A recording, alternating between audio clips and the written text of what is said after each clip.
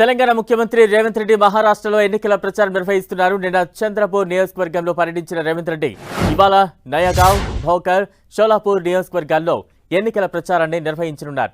ఇవాళ మహారాష్ట్ర ఎన్నికల పర్యటన ముగించుకుని తిరిగి హైదరాబాద్కు రానున్నారు. తెలంగాణలో కాంగ్రెస్ ప్రభుత్వం రైతులకు 2 లక్షల రుణమాఫీ చేసిందన్నారు సీఎం రేవంత్ రెడ్డి. మహిళలకు ఉచిత బస్సు ప్రయాణం కల్పించామని తెలిపారు. ఏడాది కాలంలో తెలంగాణలో 50,000 ప్రభుత్వ ఉద్యోగాలిచ్చామని ధీమా వ్యక్తం చేశారు. ఈ దేశంలో గుజరాత్ సహా ఏ రాష్ట్రంలోనూ ఏడాది కాలంలో 50,000 ఉద్యోగాలు ఇవ్వలేదన్నారు. మహారాష్ట్ర ప్రజలు వీర శివాజీ మహారాజ్, మహాత్మా జ్యోతిబా పూలే, బాబాసాహెబ్ అంబేద్కర్, బాలాసాహెబ్ ఠాక్రే వారసులని రానున్న అసెంబ్లీ ఎన్నికల్లో వారి స్ఫూర్తితో ఒక్క ఓటుతో 2 గుజరాతీల గులాంలను కట్టడి చేయాలని తెలంగాణ ముఖ్యమంత్రి రేవంత్ రెడ్డి పిలుపునిచ్చారు.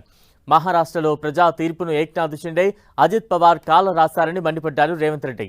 షిండే, అజిత్ పవార్ గుజరాత్ గులాంలుగా మారారని తీవ్ర విమర్శలు చేశారు.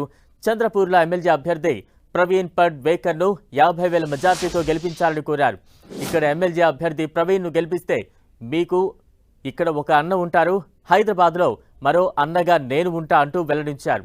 తెలంగాణ ముఖ్యమంత్రి రేవంత్ రెడ్డి ప్రచార సభలు, నాగ్పూర్ రోడ్ షోకు మహారాష్ట్ర ప్రజల నుంచి భారీ స్పందన లభించింది. రేవంత్ రెడ్డి సభల వేదికలపైకి రాగానే, రోడ్ షోలో కనిపించగానే రేవంత్ అన్న అంటూ కేరింతలు కొట్టారు. ప్రచార కార్యక్రమం ముగిసిన తర్వాత ఆయన తన వాహనంలోకి ఎక్కే సమయంలో స్థానిక యువత ఆయనతో కరచాలనం చేసేందుకు, సెల్ఫీలు తీసుకునేందుకు పెద్ద ఎత్తున ఉత్సాహం ప్రదర్శించారు.